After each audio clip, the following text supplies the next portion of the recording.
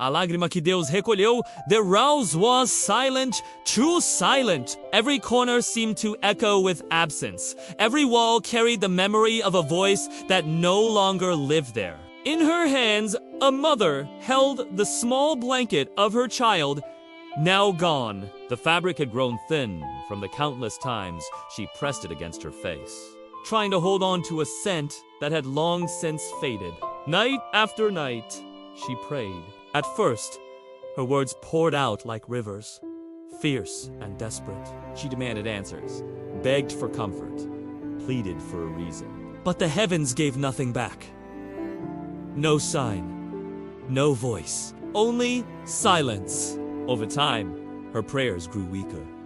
Words became sighs, sighs became sobs, and eventually, only tears remained. She would kneel on the floor, clutching the blanket, and let her grief speak in the only language she had left her tears. God, she whispered one night, her voice almost breaking under the weight of her sorrow. If you are still there, take these tears. I can't carry them anymore. Her body trembled, her strength gave out, and she collapsed into restless sleep on the floor. That night, she dreamed. In her dream, the darkness around her lifted, replaced by a light that was neither blinding nor wicked, was alive. From that light, a hand appeared. Large, gentle, radiant. In its palm rested a jar of crystal, clear as glass, but stronger than any stone. Inside, drops shimmered, glowing like liquid diamonds. They pulsed softly, almost as if they carried a heartbeat. She stepped closer in awe, and then it struck her. They were her tears. Every drop she had ever shed, every sob in the night, every cry that no one else had heard was there. Not one had been lost. Not one had been forgotten. Then came the voice, not loud, not booming, but undeniable. It spoke not to her ears, but to her soul. Not one of your tears has been wasted. Each has been counted. Each has been kept. And one day, they will be turned into joy. She awoke gasping, her pillows still damped with tears. The grief was still there, yes, but it no longer felt like a chain around her neck. Something had changed. The silence no longer meant abandonment.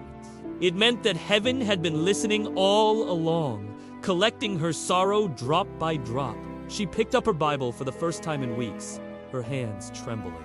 The page opened to Psalm 56-8. You have kept count of my tossings. Put my tears in your bottle. Are they not in your book? Her sobs returned, but they were different now. They were no longer cries of despair, but prayers of trust. She understood her tears had not fallen into nothingness. They had fallen into the hands of God. Days turned into weeks. She still mourned. She still wept. But with every tear came a new whisper in her soul. This too has been counted.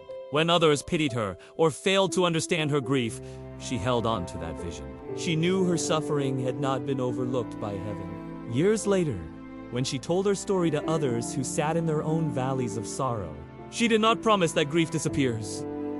She did not say that tears stop falling. Instead, she spoke a truth deeper than false comfort. Your tears are sacred. Each one is collected. Each one is remembered. And God wastes nothing. So if you find yourself tonight with only tears left to pray, know this. Heaven does not ignore them. They are gathered, treasured, and one day they will return to you not as sorrow, but as joy.